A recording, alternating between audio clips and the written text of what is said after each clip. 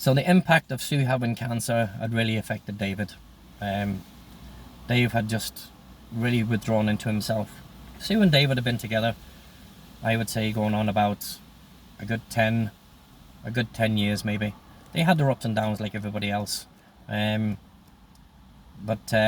me having experienced cancer before until later in life, myself personally, I didn't know like what was going on with Sue. One morning, I think it was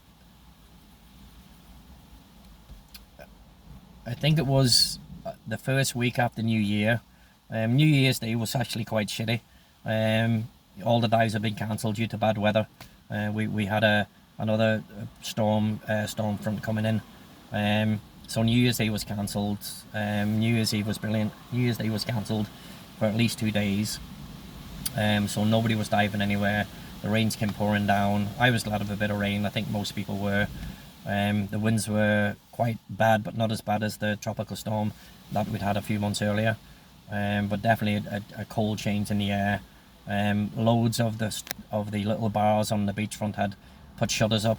Were still open, but had put shutters up because of the heavy winds and the rains coming in. The music was still playing. People were still having a good time. Yeah, the roads were full of potholes.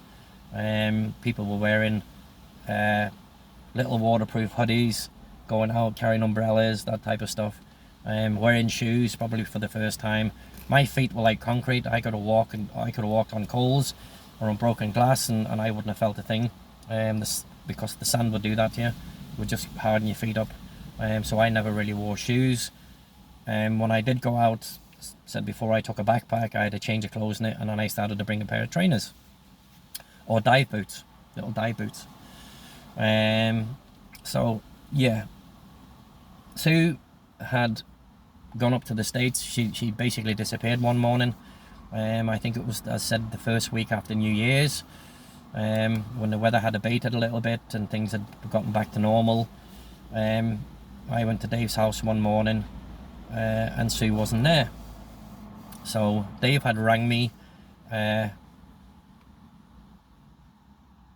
had rang me at the neighbour's house where I was living and asked the neighbour if they could get me to go over early in the morning. So I went over about 6 o'clock.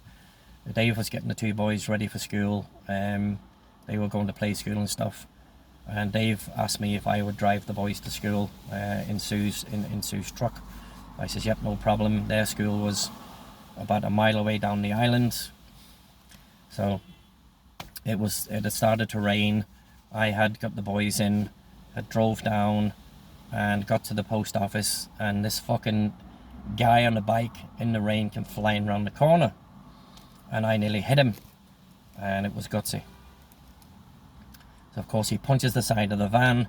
He didn't see that it was me inside. He punches the side of the van. He just sees the two boys, and he starts banging on the window, and I promptly got out and I went round, and he saw it was me, and he kind of took a little step back, and I pushed him off the bike, and he landed in the puddle. I proceeded to take the bike and was going to bounce the bike on his head, and I fucking threw the bike out of the way, and he was lying on the ground, and I was getting ready to dance on his windpipe, and he didn't say nothing. He just lay back and stuff, and nobody's seen this because it was pissing down with rain. It was just me and him, and I think it was the fact that it was just me and him that he didn't say or do anything. The boys were scared. They were only young. They were, I think Connor was 2, 3. Sean was probably just over a year old or something like that. I'm not too sure on that. And they were scared. So I was taking them down to the play school. The lady who ran the play school was a woman called Esmeralda, who was also Dave and Sue's housekeeper, and she ran the little daycare. So I would drop the boys would get dropped off with Esmeralda, and she would take care of them for the day. They'd be picked up at 4:30 in the evening again and taken home. So that incident took place with Gutsy. He didn't say nothing. He just basically got up, took his bike and fucked off. And I got the boys to Esmeralda's, went back to Dave's, told Dave what had happened. Dave rang the inspector, told the inspector exactly what had happened. Gutsy's fist marks were on the side of the van, and where he kicked the vehicle was his footprint. So the inspector asked me to drive the vehicle down so he could take a look at it. I drove the vehicle down. This time the rain had kind of abated a little bit. I took the vehicle down, the inspector looked at it, I told him exactly what happened. I embellished a little bit more, to be honest, and said that he'd verbally threatened me, all this type of stuff. I was going to get that fucking guy any way I could. So I says that he threatened me, and he'd had his hand on his knife again. Then I got out of the vehicle because he'd been banged on the side of the vehicle where the boys were, absolutely frightened the boys, blah blah blah blah. Inspector said he was going to have a word with him, which he did.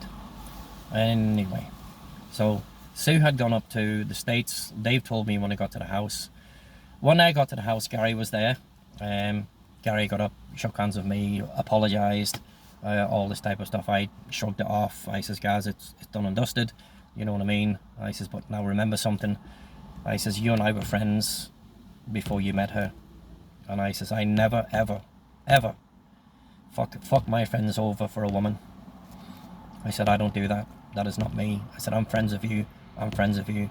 I said, if you shit on me for a woman, I says, fucking walk on by. Don't ever fucking speak to me again. I says, my friends are worth more than that. I says, I understand she's your girlfriend. I says, you don't shit on your friends for a woman. I said, because a woman won't shit on her friends of you. And I says, and that's just fucking how it is. So anyway, Dave and Gary had been talking about building a dive centre. So that morning, we had no divers that morning as far as I can remember. We all sat down. Gary had put a proposal together for Dave. David had previously been speaking to the Belize Yacht Club about building a dive centre on the dock, because Dave took all his traffic through the Belize Yacht Club. They would go to the bar. Obviously, they would rent rooms at the Belize Yacht Club, which was quite expensive back then. And so yes, they gave Dave permission to gladly build a dive centre on the dock. Now, I'm a pretty good artist. I can draw pretty much anything within reason. And Dave asked me if I would design a dive centre, single story, with a pitched roof, with space for an attic so we could store stuff, and 2 rooms, 1 classroom and 1 dive room. And I said, yep, no problem at all. So I basically just did that. It was going to be built out of plywood, 2x4s and 1/2 inch or 1 inch marine ply. It wasn't going to be too hard to do. I had building experience labouring. It wasn't too hard to put some wood together and build a frame. Richie was actually a pretty good little carpenter as well. So Dave and Gary shook hands on that. It was going to be called Gaz and Dave's Belize Dive Centre. And I just wondered why it was going to be called Gaz and Dave's Belize Dive Centre instead of not Dave and Gaz's Belize Dive Centre. Dave didn't really give a fuck, to be quite honest. It was just a question I had. So yeah, that all came to fruition. I spent a couple hours and just drew a dive centre, 3D all over the place, doors, windows. There would be mesh on the ground for one part of the dive centre where the BCs could drip dry on the inside, because the sun was quite harsh on the gear once it was hanging in the sun for a couple of hours. So I designed part of the dive centre where all the tanks would be, and all the gear and all the spares and everything, where you could basically hang the gear and it would drip dry to the floor, so there'd be no water on the floor. Dave thought it was a brilliant idea, and within a couple of weeks we got permission to build.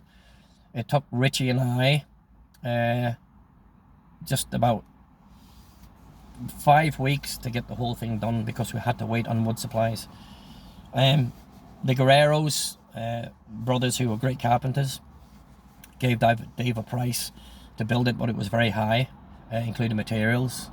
He wouldn't budge on the price, and Dave just basically said no. So they reneged on getting the material out to us as quick as possible, and we had to basically wait. So it was about 3 weeks to get the wood and 2 weeks to build everything.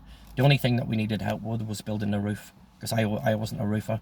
And Dave knew a guy called George. He was an American Vietnam veteran. He was also a builder. And George came down and he showed us how to pitch a roof and how to tile it.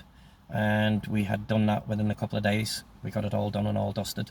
And the dive centre was just looking really, really good.